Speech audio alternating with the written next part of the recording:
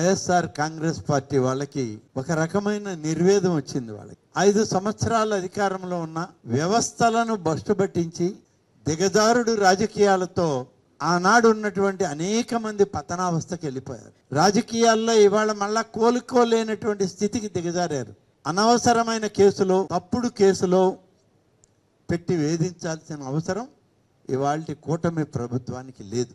వాస్తవాలని ప్రజల ముందు పెట్టి ఎన్నికల్లో పోటీ చేశాం. మేము 5 సంవత్సరాల్లో మీరు అన్ని వ్యవస్థల్ని దిగజార్చి భ్రష్టు పట్టించారు. వాటన్నిటినీ ప్రజల మధ్యలో పెట్టాం. ఎన్నికల సందర్భాల్లో చెప్పాం, ఈ విధంగా వ్యవస్థలే దిగజారిపోయినాయి. ఈ 5 సంవత్సరాల్లో మాకు అవకాశం ఇవ్వండి అని అంటే కూటమి నాయకత్వాన్ని నమ్మారు, విశ్వసించారు. చంద్రబాబు నాయుడు గారు, పవన్ కళ్యాణ్ గారు, అలాగే నరేంద్ర మోడీ గారి నాయకత్వం బలీయమైనటువంటి వ్యవస్థని ఈ రాష్ట్రంలో, ఈ దేశంలో ఇవ్వగలదని నమ్మి 94% ఓట్ బ్యాంక్తో తిరిగి మాకు ప్రభుత్వాన్ని అప్పచెప్పారు. మాకు అక్రమ కేసులు పెట్టాల్సిన అవసరం లేదు. గత 5 సంవత్సరాల్లో మీరు చేసినటువంటి తప్పులను మేము ఎన్నికల ముందు కూడా ఎత్తి చూపించాం. ఎవరెవరు ఎటువంటి కార్యక్రమాలు చేశారో చూపించాం. వాటి మీదే ఇవాళ కేసులు నడుస్తున్నాయి. మీరు అక్రమం చేయొచ్చు, దారి దోపిడీ చేయొచ్చు, మీరు అన్యాయంగా ప్రవర్తించవచ్చు, ప్రభుత్వాల్ని నైతిక పతనావస్థకి తీసుకువెళ్ళచ్చు. మీరు ఎలాగో పతనం అయిపోతున్నారు, వ్యవస్థలను కూడా పతనం చేశారు. ఆ పతనావస్థకు వెళ్ళినటువంటి విషయాలను ప్రజలకి చెప్పినప్పుడు మీ తప్పులు ఉన్నాయి, అక్కడ మీ నిర్ణయాలు ఉన్నాయి. ఆ నిర్ణయాలని ఈరోజు రాజ్యాంగబద్ధంగా, చట్టబద్ధంగా దాన్ని న్యాయస్థానాల ముందు, ప్రజల ముందు పెట్టేటువంటి ప్రయత్నమే మేము చేస్తున్నాం. మేమేమో చట్టాలకు వ్యతిరేకంగా పోవడం లేదు, రాజ్యాంగానికి వ్యతిరేకం కాదు. కాబట్టి మేము న్యాయస్థానాలని, న్యాయశాస్త్రాలని అన్నిటినీ పరిగణలోకి తీసుకునే ఎవరి మీదైనా ఏదైనా కేసు పెడితే ఆ కేసు ఉంటుందే తప్ప అన్యాయంగా ఎవరి మీద కేసులు పెట్టే పరిస్థితి లేదు.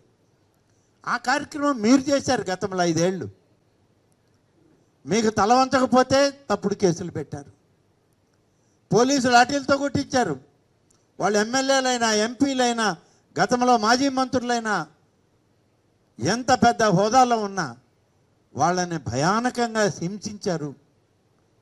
భయానకంగా వాళ్ళని మీరు లాఠీలతో కొట్టించి కేసులు పెట్టి వాళ్ళని మరి సభ్య సమాజం ఓర్చుకోలేని పరిస్థితికి తీసుకెళ్లారు. మరి ఇవాళ మీరు మళ్ళీ మమ్మల్ని మాట్లాడతారు. ఎప్పుడు ఒక మంచి కార్యక్రమం అన్న దురదృష్టం, అది ఎందుకనో వాళ్ళ నరాల్లో జీర్ణించుకుపోయింది. వాళ్ళకి దీని పట్ల మంచి ఆలోచన లేదు, అవగాహన లేదు. ఈరోజు గమనించండి, ఎప్పుడు ఒక మంచి కార్యక్రమం, ఎప్పుడు ఏదైనా ఒక దైవ కార్యక్రమం ప్రభుత్వం ఆ యొక్క పండుగ రోజుల్లో చేస్తూ ఉంటే దానికి ఒక అపసవ్యం, దానికి ఒక అపప్రదన ఆపాదించడం, ఇది ఒక ఆనవాయితీగా తయారైపోయింది. ఇటువంటి వాళ్ళని ఏం చేయాలి మీరు చెప్పండి? ఇటువంటి వాళ్ళకి ఇవాళ పూలమాల వేసి పెద్దపీట వేయమంటారా మమ్మల్ని? ఆంధ్రప్రదేశ్ రాష్ట్రం విభజించబడింది, 2014 విభజించబడి మనం అందరం కూడా ప్రతి నిత్యం సీతారాముల్ని స్మరించుకుంటాం. హిందూ ధర్మం ప్రకారం, సాంప్రదాయం ప్రకారం, ఆగమ శాస్త్రాల ప్రకారం భగవంతుణ్ణి సేవించడం అనేటువంటిది ఇవాళ మనకు ఉన్నటువంటి తొలి కర్తవ్యం. కళ్ళు తెరవగానే ఒక భగవంతుని ఫోటోకి, అది వెంకటేశ్వర స్వామి, సీతారాముల, లేకుంటే మరొక విఘ్నేశ్వరుడా, మరొకరా, శివుడా, పార్వత, ఎవరినో ఒకరిని కొలుచుకుంటాం. కానీ దురదృష్టం నాస్తికులు గత 5 సంవత్సరాల్లో ఈ రాష్ట్రాన్ని పరిపాలించారు. వాళ్ళ నాస్తికత్వంతో ఆలయ వ్యవస్థ, దేవాదాయ వ్యవస్థ భ్రష్టు పట్టిపోయింది.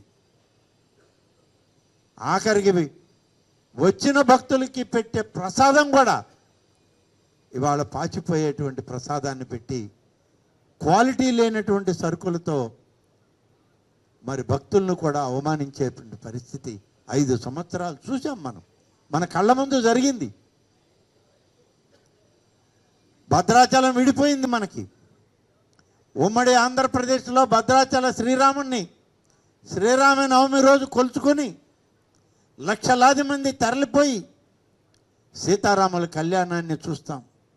ఇవాళకి టీవీలు వచ్చాయి, టెక్నాలజీ పెరిగింది కాబట్టి భద్రాచలంలో జరిగే సీతారాముల కళ్యాణాన్ని కోట్లాది మంది తెలుగు ప్రజలు వీక్షించారు, చూశారు, తరించారు. విడిపోయిన ఆంధ్ర రాష్ట్రంలో ప్రతి గ్రామంలో రామాలయం ఉంది, ప్రతి ప్రాంతంలో రామాలయం ఉంది.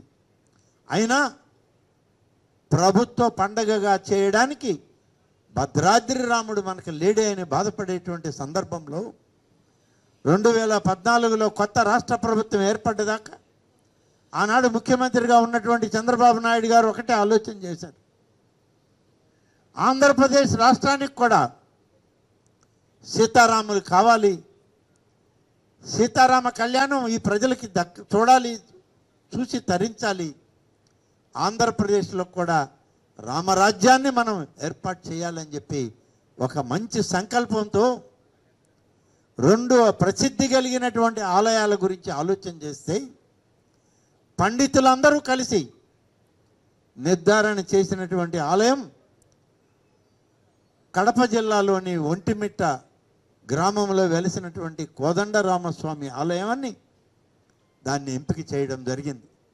రాష్ట్ర పండుగగా కోదండరామస్వామి సీతమ్మ తల్లి యొక్క కళ్యాణం అక్కడ చేయాలని చెప్పి నిశ్చయించారు. అదే ఆనవాయితీగా చేస్తున్నాం. అలాగే 2వ ఆలయం విజయనగరం జిల్లాలోని రామతీర్థంలో గత ప్రభుత్వ హయాంలో ఏం జరిగిందో మనందరికీ తెలుసు. రామచంద్ర ప్రభు యొక్క తలనే విరక్కొట్టి పక్కన పారేశారు. ఇది వాళ్ళకు ఉన్నటువంటి హైందవ సంస్కృతి పట్ల, హిందూ ధర్మం పట్ల, సనాతన ఆచారాల పట్ల వాళ్ళకున్న గౌరవం, మర్యాద. కేసులు పెట్టి చేతులు జార్చుకున్నారు. అంతర్వేది లక్ష్మీ నరసింహస్వామి ఆలయంలో రథాన్ని తగలబెట్టారు. ఎవరు చేశారని అంటే ఒక పిచ్చివాడు తేనె తొట్టిని తీసేయడానికి చేసిన ప్రయత్నంలో రథం గాలిపోయిందన్నారు. కేసు తీసేశారు. కొత్తబెట్రగుంటలో శ్రీ వెంకటేశ్వర స్వామి ఆలయంలో ఉన్నటువంటి రథం తగలబడిపోతే ఒక పిచ్చివాడు తగలబెట్టాడని పిచ్చివాడి మీద పెట్టారు. నాయుడుపేటలో ఉన్నటువంటి శ్రీ ఆంజనేయ స్వామి విగ్రహం ఎందుకు ధ్వంసమైందని అడిగితే ఒక తాగుబోతు భర్త మొబైల్ ఫోన్లో శ్రీకాకుళం ప్రాంతంలో ఉన్నటువంటి తన సతీమణితో మాట్లాడుతూ ఆమె మాటలకి తన కోప్పడి ఆంజనేయ స్వామిని ధ్వంసం చేశాడని చెప్పి పోలీసులు కేసు మూసేసేటువంటి పరిస్థితి. ఇది గత పాలకుల యొక్క పరిపాలన. ఇంత నిర్లజ్జగా ఆలయ వ్యవస్థని, దేవాదాయ వ్యవస్థని నాశనం చేయడానికి పూనుకున్నటువంటి వ్యక్తులు వాళ్ళు. నిన్న కోదండస్వామి ఆలయం కళ్యాణం జరగడానికి ప్రభుత్వం తలపెట్టి 5వ తారీఖు నుంచి జరుగుతూ ఉంది. నిన్న కళ్యాణం, పట్టు వస్త్రాలు, తలంబ్రాలు ఇవ్వడానికి గౌరవ ముఖ్యమంత్రి చంద్రబాబు నాయుడు గారు ఈ రాష్ట్ర ప్రభుత్వ ప్రతినిధిగా అక్కడికి వస్తున్నారంటే నిన్న ఉదయం ఒక అభూత కల్పనలతో ఒక ప్రకటన చేస్తారు. ఎంత సిగ్గుమాలిన చర్య అంటే ఒక్కటి కూడా వాస్తవం లేదు. అవాస్తవాలని వాస్తవాలుగా చూపించి ప్రజల మనసుల్ని మార్చడానికో వాళ్ళ దృష్టిని మరల్చడానికో ఒక దుర్మార్గపు చర్య చేపట్టారు. నేను అడుగుతున్నా, మీరు చెప్పింది వాస్తవమే అయితే గడిచిన 5 సంవత్సరాల్లో కోదండరామస్వామి యొక్క కళ్యాణం సీతమ్మ వారితో జరిగేటప్పుడు మీ నాయకుడు ఎన్నిసార్లు ప్రభుత్వ ప్రతినిధిగా అక్కడికి వచ్చాడు? సతీ సమేతంగా వచ్చి పట్టు వస్త్రాలు, ముత్యాల తరంబరాలు అమ్మవారికి అందించారో చెప్పండి. తన సొంత జిల్లా ఆనాడు ఉన్నటువంటి ముఖ్యమంత్రికి తన జిల్లాలో ఉన్న కోదండరామస్వామి ఆలయం కళ్యాణానికి రాలేనటువంటి పరిస్థితుల్లో నువ్వు ముఖం చాటేసి వెళ్ళిపోయి ఇవాళ హైందవ సంస్కృతి గురించి మాట్లాడతావా? హిందూ ధర్మాన్ని గురించి మాట్లాడతారా? మీకు ఎవరిచ్చారయ్యా? హిందూ ధర్మం హైందవ సంస్కృతిని మంటగలపాలని చూసిన వాళ్ళల్లో మీరందరూ ఉన్నారు. మీరు ఏ ఒక్కరు తప్పించుకోలేరు. భగవంతుని దృష్టిలో మీరు అందరూ ఉన్నారు కాబట్టే 5 సంవత్సరాల తర్వాత పుట్టగతులు లేనటువంటి వ్యవస్థ దిగదార్చి వేసింది మిమ్మల్ని అని చెప్పి మనం చేస్తున్నాం. మీకు రాజకీయ వ్యవస్థలో ఇక భవిష్యత్తే లేదన్న తీరులో ఈ రాష్ట్ర ప్రజానీకం, ఆ భగవంతుడే ప్రజల్లో ఆ తీర్పునిప్పించాడు. ఇంకా మీరు మాట్లాడుతున్నారు ముందుకు వచ్చి. గోమాత, అమ్మ, ఆహా ఎంత బాగా పదాలు మాట్లాడారండి. ఇవాళ గోమాతను గోమాత అనడం మాకు చేత కాదా? లేకుంటే ఇక్కడ ఉన్నటువంటి హిందువులకి, లేకుంటే ఆంధ్రప్రదేశ్ రాష్ట్ర ప్రజలకి, తెలుగు ప్రజలకి గోవులన్నా, గోమాత అన్నా, అమ్మన్నా గౌరవం లేదా? మర్యాద లేదా? నువ్వు వల్లు వేసి చెప్పావే. ఆ గోమాతకి, ఆ అమ్మకి మీరు ఇచ్చిన విలువేంటి? మీ హయాంలో జరిగినటువంటి అపభ్రదపు పనులన్నీ ఎలా జరిగాయో ఒకసారి మీరు వెనక్కి తిరిగి ఆలోచించుకోరా? అమ్మ, ఆ అమ్మే చెప్పింది కదా నాకు ఎలా పుట్టాడో అర్థం కావటం లేదని. మీ నాయకుడిని పత్రికల్లో ప్రకటన వినలేదా? చూడలేదా? తల్లి గర్భశోకం నుంచి వచ్చినటువంటి మీరు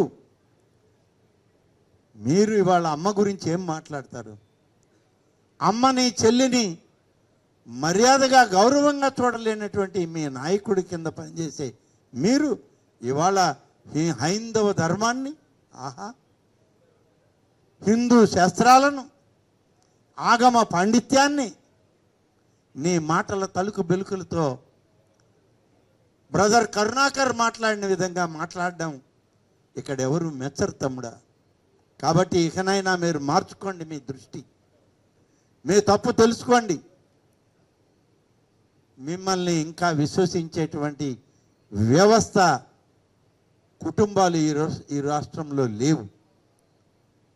కాబట్టి ఆంధ్రప్రదేశ్ రాష్ట్ర ప్రజలకు హైందవ ధర్మాలు తెలుసు, హైందవ సూత్రాలు తెలుసు, హిందూ మతం, హిందూ ధర్మం, ఆగమ పాండిత్యం, సనాతన ధర్మాలకి విలువ ఇచ్చేటువంటి సమాజంలో మనం ఉన్నాం. కాబట్టి ఇంకా ఆ సంస్కృతి, సంస్కారం బతుకుంది.